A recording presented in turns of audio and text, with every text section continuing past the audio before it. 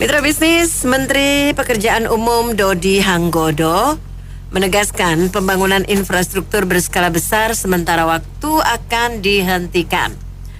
Pembangunan berskala besar yang dimaksud seperti bendungan dan lain-lain. Dan anggaran yang ada akan difokuskan untuk mendukung ketahanan pangan, energi, dan air. Nah, apa komentar Anda mengenai dihentikannya pembangunan infrastruktur skala besar dan difokuskan untuk pangan, energi dan air ini? Silakan 633-9160 WhatsApp call 0816-924-924. Kita terima yang pertama Pak Hendris. Iya, pembangunan skala besar ya. Dihentikan itu, dulu. Dihentikan dulu. Itu masuk itu nggak yang di Kalimantan tuh, yang ada burung garudanya. Besar sekali ya. Untuk apa kita nggak tahu lah. Iya nggak? Iya, itu besar sekali proyeknya ya. Iya, bukan besar sekali. Rakyat yang diperas-peras itu uangnya. Sampai besok tanggal 25 tahun 25 itu 12% kita, waduh itu dampak paling mencekam lagi itu. Kalau memang 12 disahkan memang benar mencekek. Jadi kembali lagi infrastruktur itu, yang itu dulu lah, di stop dulu lah, nggak usah lah kita bergaya-gaya ya. Jadi kembali lagi, kalau mau memang ketahanan pangan kita ini benar-benar memang betul-betul dikedepankan, ya saya bilang bangkitkan itu sawah-sawah kita yang di Jawa, di Sumatera itu yang ada saja, dibangkitkan dulu lah. Jangan sampai kejadian kayak kemarin lah, food estate itu. Saya mau bahas lah, jangan sampai kejadian kayak kemarin lah, food estate itu. Katanya di Papua mau buka kan. Jadi yang saya takutkan ke depan ini bagaimana Mbak ya. Nanti takutnya ini sawah-sawah kita ini, para petani kita ini jadi melemah. Barang-barang masuk itu dari luar itu masuk semua, harga jatuh, para petani-petani kita ini melemah, mereka pupuk susah, begitu mereka tanam tidak ada keuntungannya, jadi mereka tidak akan bertani lagi. Yang saya was-waskan apa, saya bilang nantinya ada pemodal-pemodal besar ini yang ingin menyewa lahan-lahan sawah-sawah rakyat kita ini. Nah, itu yang saya takutkan. Kenapa saya takutkan? Takutnya nanti yang punya lahan sawah itu mereka menyewakan, tau-taunya mereka bekerja di lahan sendiri. Ibaratnya di rumahnya sendiri dia jadi pembantu. Mereka oncang-oncang kaki. Yang pemodal-pemodal besar ini dengan teknik-teknik modernnya, mesin-mesin yang kayak dulu katanya dikasih mesin-mesin, tau-tau diambil lagi, nggak tahu lah itu. Urusan itu kita nggak tahu, kita cuma ngeliat di medsos saja. Jadi kembali lagi, kalau memang betul ketahanan pangan kita memang benar-benar dikedepankan, itu dulu dibangkitkan. Jangan kita mau buka ini, mau buka itu lagi lah. Yang di Papua ini kita juga nggak tahu lagi kan, karena struktur dan kontur tanahnya juga berbeda. Kayak di kemarin itu juga, itu tanahnya memang konturnya beda juga. Nggak bisa. Jadi kembali lagi dipertimbangkan lah segala sesuatunya ini. Lebih baik Sumatera, Jawa itu langsung dibangkitkan saja, kasih pupuk murah, kasih barang-barang murah itu, jangan dikasih masuk dulu. Biar petani-petani kita ini bangkit lagi.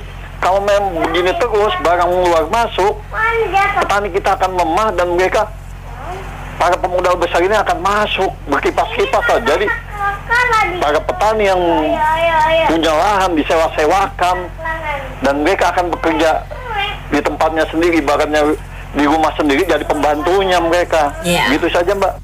Gini ya, kayaknya isu ini paling senang diangkat supaya seolah-olah Pak Jokowi ditipu oleh Pak Prabowo. Padahal yang sebenarnya pada bulan 3, bulan 6, Pak Jokowi itu udah mengevaluasi yang namanya PSN yang belum tergarap itu dibatalin oleh beliau. Beliau tidak memaksa untuk dimasukkan kepada RAPBN tahun 2025. Dan untuk khususnya IKN kepada pendukung si kakek wabah itu juga IKN itu cuman kalau nggak salah 10% dari seluruh kebutuhan. Jadi kebutuhan IKN itu yang didanai oleh negara cuman 10%, yang lainnya itu semuanya swasta semua. Nah, kalau kita tidak mengadakan pembangunan di daerah-daerah yang masih 3T atau daerah yang belum terbuka, emang kita kepengen kalau daerah-daerah itu nanti diambil alih oleh orang lain ataupun mereka berunjuk rasa untuk merdeka. Dan lagi pula ekonomi yang terbaik jalannya adalah migrasi rakyatnya. Jadi pembukaan lahan baru dan sebagainya itu memang yang terbaik dan ekonominya bisa tumbuh tinggi. Nah, sekarang balik lagi ke Pak Prabowo mengetatkan keuangannya sementara tidak membangun PSN yang gede-gede, tapi yang sudah terlanjur dibangun setengah jalan itu ya pasti diterusin, jadi tidak dimangkrain. Yang tidak dibangun adalah yang belum terbangun. Sebenarnya juga sudah sama dengan Pak Jokowi gitu ya. Cuman mungkin Pak Prabowo saat ini lebih menegaskan lagi karena kondisinya kan udah berubah lagi. Kenapa? 1, PPN 12% harus. 2, TA ketiga kali. Masa kita itu nggak sadar sih kalau kita tuh lagi butuh duit? Itu fakta. Saya bukan menghina negara saya sendiri, enggak. Tapi saya menyesal kepada orang-orang yang tidak membantu, bahkan mencemooh. Nanti ngomongnya katanya Pak Jokowi didukung oleh Pak Sembilan Naga, bla bla bla. Kalau Pak Jokowi bawa IKN dengan Sembilan Naga ya terserah lah, tapi Pak Prabowo bla bla. Aduh, partai politik aja juga bisnisnya itu apa? Yang punya partai politik apa enggak bisnisnya mengakar kemana-mana? Ya ngomong yang bener aja lah, kita nggak usah dibodohi gitu ya. Saya pikir memang Menteri Anggodo jangan malu-malu juga untuk mengatakan IKN itu salah satu yang memang harus di stop dan harus mulai dari situ. Dengan begitu akan ada space for bread bagi APBN kita, mungkin bisa 40-50 triliun setahun. Dan dengan begitu PPN 12% yang sangat berpotensi membebani ekonomi rakyat itu bisa ditiadakan. Bahkan kalau Bapak DPR bisa membuat Januari ini PPN yang 11% turun jadi 6% misalnya, itu akan sangat membantu rakyat sekali, Pak. Nah, mengenai proyek-proyek besar itu ya terima kasih Pak Prabowo, Pak Anggodo, IKN terutama. Tetapi sekarang ini yang di depan mata juga bisa dikurangi. Misalnya rapat-rapatnya kementerian, lembaga di hotel, termasuk ajudan-ajudan, mobil-mobil itu juga kita bingung ya. Aparatur misalnya polisi TNI, itu yang jadi komandan badannya udah sekel, ganteng, kemampuan manajemen dan bela dirinya juga bagus, tapi ajudannya banyak sekali, mobilnya juga dikawal banyak. Apa iya kalau panjenengan jadi komandan Korem atau komandan Kodim mesti dikawal begitu banyak ajudan? Takut ada yang nyerang atau apa? Kan jenengan kan urusannya sama pertahanan luar negeri misalnya, untuk kalau bicara konsep alutsista untuk pertahanan luar negeri. Apa ada anak preman kampung itu ngejar-ngejar panjenengan? Begitu juga dengan Kapolres, Kapolsek, Kapolda itu ajudannya apa perlu sebanyak itu? Yang akhirnya memboroskan uang negara. Begitu juga kepala dinas, begitu juga kepala kantor dan lain sebagainya. Jadi kalau bisa belanja TNI Polri yang rutin ya, semacam ajudan, mobil, meeting, serah terima jabatan pakai organ tunggal, itu mungkin Bu Sri bisa memotong biaya kementerian lembaga ini sekitar 80 sampai 85%. Jadi tinggal 15% aja yang digunakan di tahun 2025.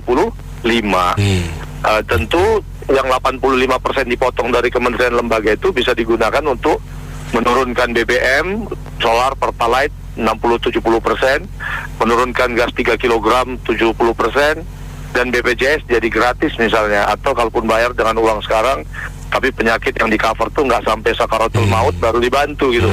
Ada kalau Anda lihat sekarang apa yang bisa ditangani oleh dokter di UGD kalau kita pakai BPJS di rumah sakit yang bagus, itu syarat-syaratnya memang sudah mendekati sakaratul maut gitu. Detak jantung harus berapa, nafas harus berapa. Kalau nggak dia akan kasih ke puskesmas yang seadanya itu, yang lebih cocok untuk flu dan demam saja gitu. Jadi kalau dia bilang, kalau BPJS katakan kami tanggung sampai rumah sakit yang kelas 1 kok yang bagus, iya dengan persyaratan Anda sudah 2 jengkal dari sakaratul maut gitu. Ada tertulis kalau itu di persyaratan itu di ruang-ruang UGD rumah sakit bagus. Nah jadi batalkan IKN uangnya, tapi IKN-nya tetap jalan nggak apa-apa. Mungkin ada uang dari MBZ yang sudah bangun jalan tol, sampai jalan tol kita bukan nama pahlawan tapi nama orang lain dari Arab gitu. Itu bisa membantu juga untuk membiayai IKN, tapi untuk APBN itu bisa untuk menurunkan solar dan pertalite. Terima kasih. Iya, waktu bulan Juli 4 bulan yang lalu ya, bulan Juli 4 bulan yang lalu itu Pak Jokowi memang sudah bilang bahwa fokus pemerintahan Prabowo Gibran itu kedepannya adalah ketahanan pangan, energi dan air ya. Itu Pak Jokowi katakan tuh bulan Juli 2024 yang 4 bulan yang lalu.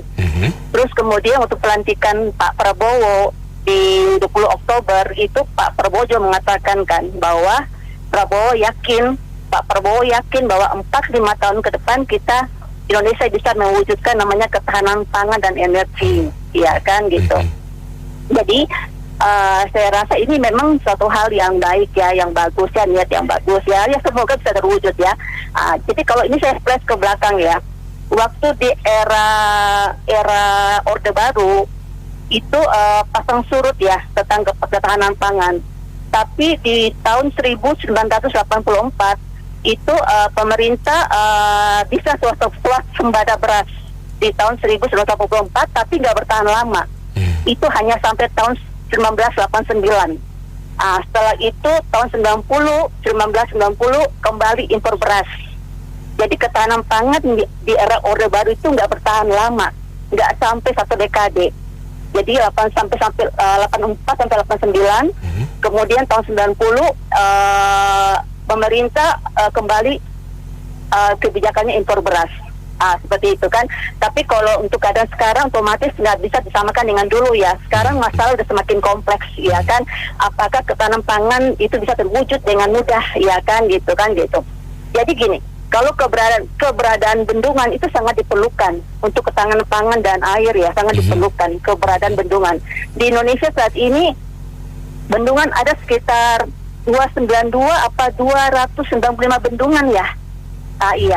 Kalau mau dihitung memang masih jauh tertinggal dari misalkan China 98.000 bendungan sekitar gitu ya. Terus Korea 20.000 bendungan, sedangkan luas Korea itu 19 kali lebih kecil dibanding Indonesia ya gitu kan. Memang Indonesia kalau secara bendungan ini masih jauh tertinggal ya kan. Gitu. Tapi dengan bendungan yang ada saat ini sekitar mungkin 292 apa 295 ya, itu bendungan ya kita optimalkan saja saat ini gitu kan gitu. Jadi ini sebenarnya sih kalau yang saya lihat ya, ini kalau pernyataan dari ada yang saya tahu ini mengatakan bahwa ini karena keterbatasan anggaran sehingga pembangunan bendungan dihentikan sementara aja. Dihentikan sementara karena keterbatasan anggaran. Jadi ini lagi dioptimalkan aja, dengan bendungan yang ada itu mau dioptimalkan untuk mewujudkan ketahanan pangan dan energi seperti janji Pak Prabowo ya. Kita juga berharap yang baik-baik semua bisa terwujud ya gitu. Jadi itu tentang ketahanan pangan ya gitu. Terus kemudian tentang energi ya, ketahanan energi gitu kan. Kalau dipikir Indonesia memang punya bahan baku seperti kaya akan bahan baku ya, seperti misalkannya kelapa sawit, tebu, ubi, singkong dan sebagainya ya. Memang Indonesia banyak memiliki itu. Kalau misalkan kita bisa mengoptimalkan itu bisa jadi bisa terwujud ya. Cuman masalahnya di Indonesia ini gak ada teknologinya. Makanya selama ini kenapa bahan-bahan baku tersebut nggak bisa dioptimalkan karena Indonesia nggak memiliki teknologinya. Itu permasalahannya di situ gitu. Jadi mungkin kalau mau mewujudkan ya harus mengadakan teknologinya gitu. Bagaimana caranya mungkin datangkan ya Pak Prabowo lebih tahu lah ya. Oke. Iya, kalau saya memang melihatnya ini bukan sesuatu yang tiba-tiba dihentikan gitu ya. Kalau saya melihatnya memang ini grand design-nya memang begini gitu. Jadi Pak Jokowi mempersiapkan infrastruktur penunjang untuk nantinya sektor pertanian ya. Karena gini deh, kita analoginya gampang. Misalnya kita pilih rumah dari developer gitu ya. Pasti kan kalau yang bagus kan developer dia bikin dulu infrastrukturnya kan. Jalannya, listriknya, pembuangannya baru bikin rumahnya. Bukan bikin rumah dulu, biarpun rumahnya bagus, kalau pendukungnya nggak ada, orang nggak mau beli.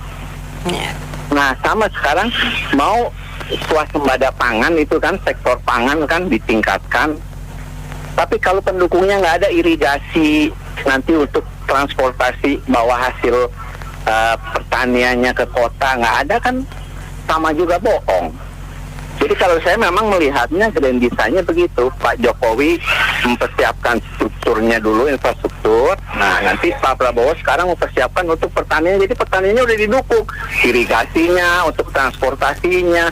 Jadi hasilnya benar-benar bagus gitu. Jangan sampai udah pertaniannya bagus mau dibawa ke kota, jalannya jelek, butuh waktu berapa lama, sia-sia gitu. Jadi yang gampangnya gini deh. Sejak aja Jokowi bikin tol, orang mau mudik lebaran kan mudah sekali kan, nggak kayak zaman dulu. Setiap mau lebaran jalur Pantura ditambal sulam mau sampai kapan gitu. Jadi, nah setelah itu saya lihat setelah pertanian, setelah swasembada pangan, rakyatnya bisa hidup layak dengan produk dalam negeri pertanian, baru kita beralih ke sektor industri. Itu yang saya lihat Bu, grand design-nya Bu. Nggak ada yang salah gitu. Jadi jangan menyalahkan, oh ya Pak Jokowi dulu buang-buang duit bikin infrastruktur. Enggak, itu betul kok. Dan memang Pak Prabowo itu bagian dari grand design-nya Pak Jokowi, udah menyetujui, makanya seperti ini gitu. Ini keputusan yang sangat bagus ini. Karena apa? Itu Jokowi itu membuat proyek-proyek mercusuar. Ya jadi susah dia ini, kita nggak bisa tanggung jawabkan. Karena apa? Takutnya terjadi patologi sosial. Kalau rakyat lapar, kalau gimana nanti terjadi kerusuhan. Makanya ketahanan pangan harus dilaksanakan. Dan APBN jangan dikasih ke sana, ke IKN. IKN biar aja. Ya kayak model Ahok dulu di Jakarta itu bikin jembatan pakai CSR. Orang yang pakai harus membayar, gitu aja modelnya. Jadi swasta yang membiayai, bukannya negara, bukannya APBN. Jadi ini itu sangat tepat juga untuk sekarang ini. Karena apa? Duit udah habis. Indonesia ini kasihan, ke Pak Prabowo itu kemana-mana tuh cari pinjaman. Jadi susah ini. Dari itu 7 kalau nggak salah 7 negara itu dapat duit untuk pembangunan di Indonesia. Yang habisin kan Jokowi itu ngabisin anggaran APBN. Jadi sangat berat buat Prabowo nih.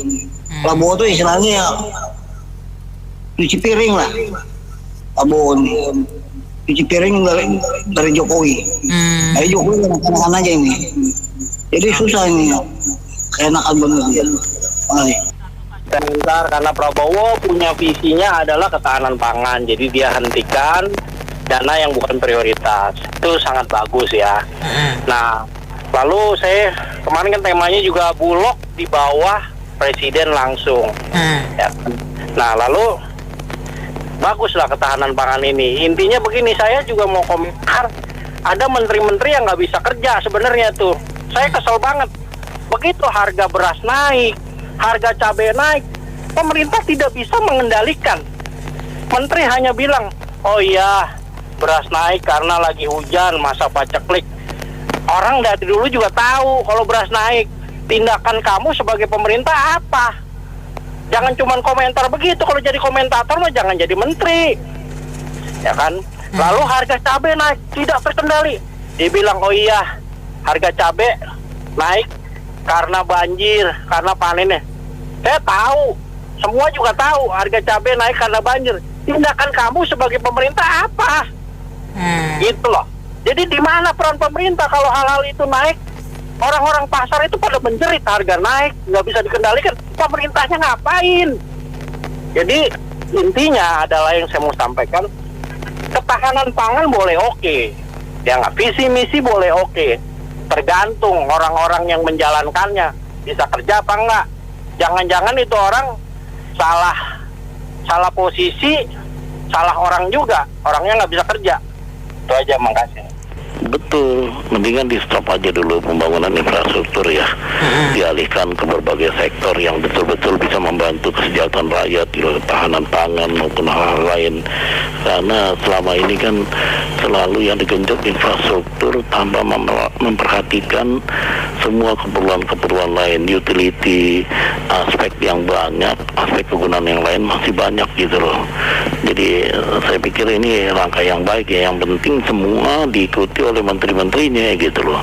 Jangan yang punya visi dan misi sendiri terhadap ketua partai masing-masing. Ini kan berbahaya gitu loh. Dia harus mengikuti visi dan misi dari RI1 yang sekarang gitu loh, supaya bisa mendapat apresiasi ataupun keinginan pemerintah yang sekarang untuk bisa mencapai 8% dia punya ini tingkat apa itu laju pertumbuhan ekonomi gitu loh.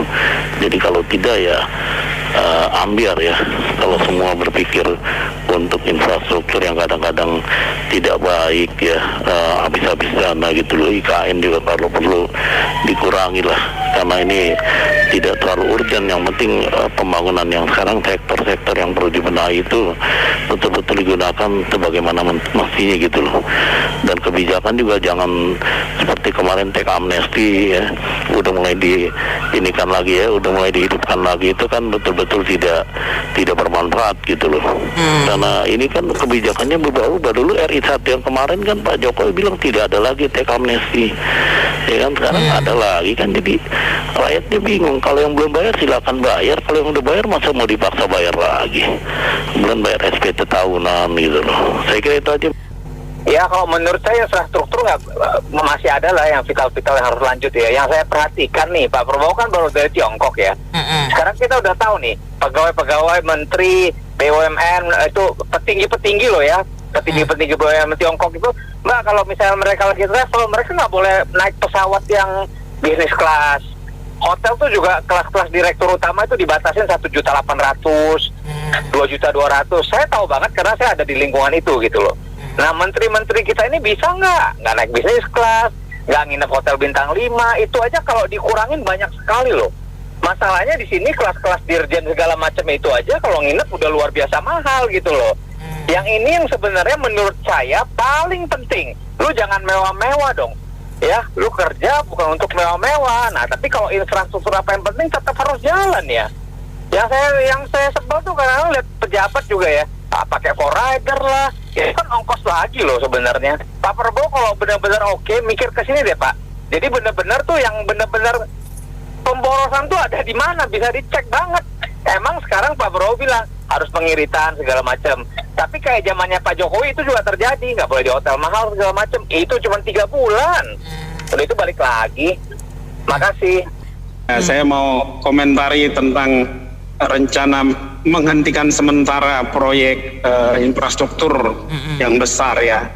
Ya, saya pikir kita perlu dukung itu karena ketahanan pangan tentu jauh lebih penting daripada itu. Karena kita bisa melihat saat ini saja kita impor bahan pangan kita itu masih tinggi.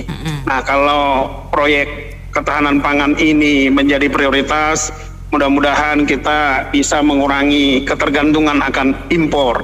Hanya saja ini perlu bersama-sama kita awasi, karena jangan sampai terulang kembali kejadian di Kalimantan, proyek food estate lahan singkong berubah tiba-tiba menjadi jagung di polybag. Saya khawatir juga nih food estate di Papua nanti malah lama-lama berubah menjadi kebun kelapa sawit nanti. Nah, ini perlu diawasi. Jangan sampai uang negara habis tetapi ketahanan pangan itu juga tidak terpenuhi. Nah, ini perlu kita sama-sama awasi. Jadi secara prinsip saya pikir kita perlu dukung program pemerintah untuk ketahanan pangan tersebut. Itu aja komentar saya. Iya, memang pemerintah sekarang sudah duitnya kering ya. Semua dana perjalanan pejabat disuruh irit 50%. Ya kan? Wajar aja lah kalau infrastruktur kelas berat diberhentiin, terutama IKN juga. Itu masa depannya suram itu. Satu. Kedua ya, sekarang mereka mau cari uang cepat, amnesti. Jilid berapa lagi? Jadi orang yang bayar pajak, ya, yang sudah bayar pajak, kita nih rajin bayar pajak nih. Iya. Yang mereka yang hitam, yang nggak bayar pajak, bayar dikit, udah bebas lagi. Bener-bener ini kacau. Mau cari duit gampang dengan cara ambil amnesti, ya mereka semua nggak mau bayar pajak lah. Nanti masih ada seri A, B, C, D kok, kayak Kopingo, seri berapa seri itu cerita itu. Jadi jujur kita negara memang lagi kempas-kempis, duit kurang, pajak ke depan nggak jelas. Maksudnya bisa ke Uber nggak target. Keadaan pembelian, daya beli kita masyarakat sangat lemah. Cobalah kunjungin ke mall. Apa sih mereka jual? Ya kan? Kita yang jual handphone maupun laptop sehari bisa jual 1 unit, 2 unit, sudah happy. Kadang 2 hari nggak jualan. Jadi belum lagi BLT nanti dicabut, ya kan? Memang nggak ada duit kita, ya kan? Subsidi dicabut, itu efeknya dominonya luar biasa itu dicabut itu. Cuman orang biasanya belanja 1 juta, di subsidi BLT langsung cuma 600-700 ribu, tetap aja tekor bandar. Karena pemerintah mau gampang, simpel, ya kan, uang kantong kanan pindahin ke kiri. Yang kanan ada 10, yang harus keluar pindahin 7, kasih 3 aja. Ya kan, nggak heran lah Indonesia kalau hukum nggak ditegakkan, nggak punya peta bangunan yang direncanakan dengan cermat, ya gonta-ganti terus. Acaranya nggak ngerti, pusing deh. Jadi memang aslinya Pak Prabowo ini memang orang-orang pangan ya. Artinya orang yang expert yang di bidang pangan ya sejak zaman dulu. Makanya kenapa Pak Harto dulu sempat memilih Pak Prabowo jadi mantunya itu karena memang ada kesamaan visi gitu ya dengan Pak Harto waktu itu. Nah, sementara kalau kita lihat dari situasi suasana global hari ini Mbak Nina ya, misalnya seperti di Amerika ya, Pak Donald Trump nanti mungkin akan menerapkan satu kebijakan yang kurang lebih sama dengan zamannya dulu ketika dia memimpin, ya toh. Paling tidak akan mengenakan tarif yang tinggi ya pada bukan hanya pada Cina, mungkin negara-negara yang surplus dengan Amerika perdagangannya itu juga akan dikenakan juga untuk mengamankan ekonomi Amerika. Nah ini maka kalau dalam situasi seperti itu yang akan repot adalah masalah pangan ya. Belum lagi setelah pasca pandemi ini industri pangan kita atau dunia bahkan itu belum pulih gitu loh. Sehingga bisa jadi industri pangan akan jadi masalah yang cukup berat ya. Kemudian masalah energi dan air itu juga jadi masalah yang kurang lebih sama, Nina. Ya. Makanya kalau pemerintah kemudian mengambil kebijakan semacam itu, ya itu sebagai pilihan. Cuma masalahnya ini selama ini agak kontraproduktif ya. Seperti di Klaten ini misalnya Mbak Nina. Banyak sawah-sawah yang konon jumlahnya sampai 60.000 hektar itu harus beralih menjadi jalan tol Solo Jogja ini. Saya agak miris kalau lewat situ sebenarnya. Kenapa? Karena situ yang menghasilkan padi-padi unggulan seperti rojo lele, mende dan macam-macam itu. Nah, Sehingga kalau produktivitas kita harus terganggu dengan pembangunan infrastruktur seperti itu, dikhawatirkan akan mengganggu. Lah, sementara upaya pembenahan pangan kita seperti estate misalnya itu juga belum kelihatan hasilnya. Seperti kemarin misalnya, ketika mau nandur jagung di Kalimantan saja, itu mesti bawa tanahnya dari Jawa loh, supaya biar tumbuh gitu loh. Lah itu kan lucu.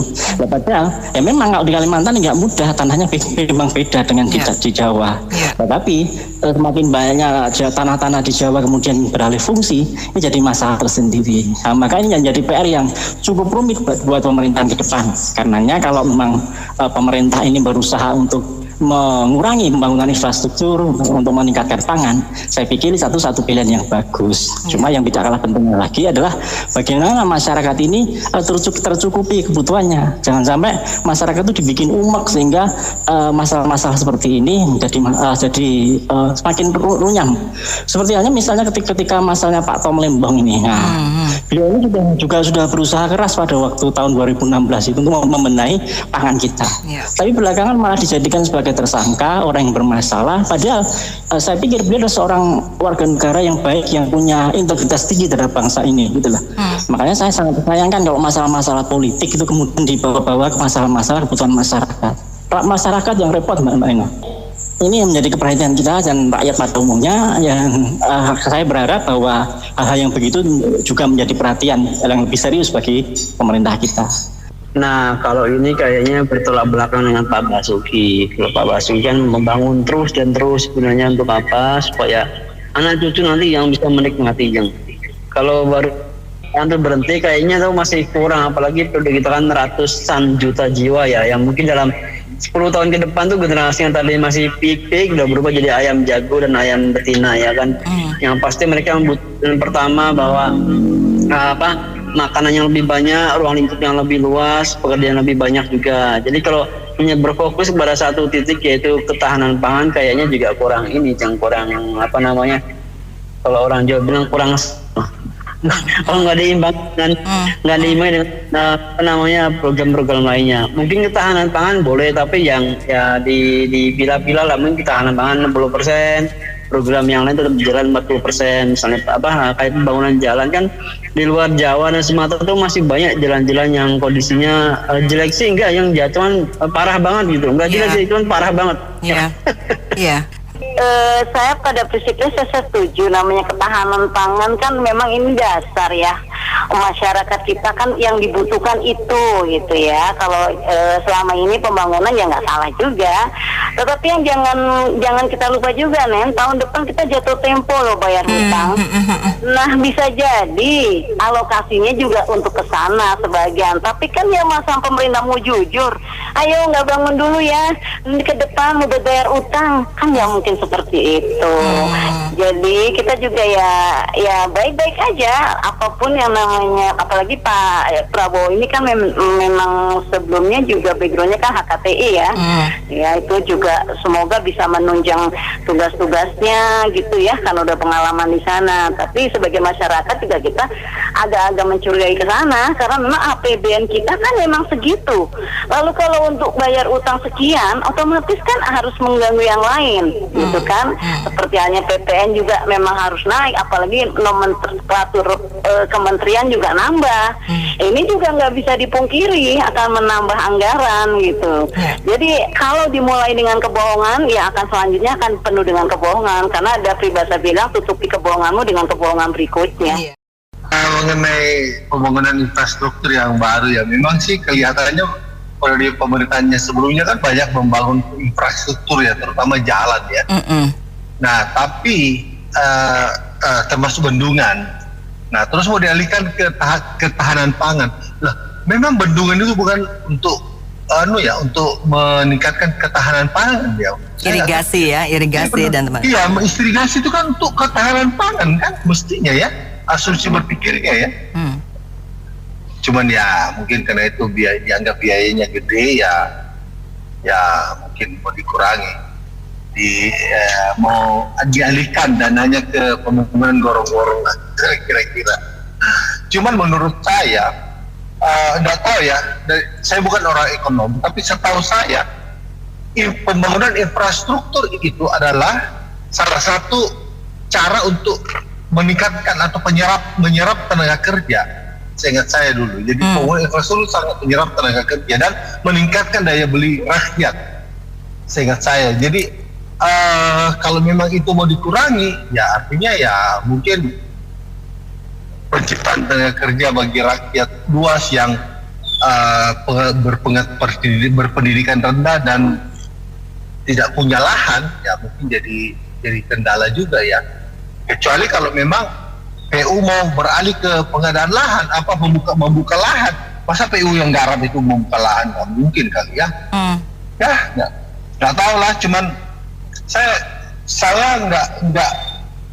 tidak melihat strategi ini akan bermanfaat ya. Saya nggak melihat ini manfaatnya bagi negara. Menurut saya memang PU kan memang ditugaskan untuk membangun ini kan, memperbaiki jalan dan membangun jalan kali ya. Dan segala infrastruktur yang dianggap meningkatkan kehidupan rakyat, kesejahteraan rakyat, sih itu aja sih. Aneh juga sih saya rasa ya kalau sampai bendungan pun tidak dibangun lagi tuh, ya menurut saya ya mungkin perlu dipikirkan ulang karena bendungan itu sangat dibutuhkan oleh rakyat. Menurut saya, terutama pertanian, saya kira itu. Jadi gini, kalau menurut saya sementara untuk pembangunan infrastruktur besar-besaran itu kan ada keterlibatan yang sifatnya investor, jalan tol yang lain, mungkin bendungan yang lain. Kalau menurut saya lebih penting dana itu untuk pemberdayaan petani dan petani baru. Ya, kalau zaman Jokowi kan sudah dibangun kanalisasi, bendungan dan yang lain, itu tinggal diteruskan saja. Dan pos-posnya udah jelas-jelas itu posnya. Pos untuk anggaran-anggarannya. Maksud saya kalau bisa anggaran itu untuk para petani yang jangan malas. Sekarang petani generasi kedua ini kan nyaris hilang, Mbak.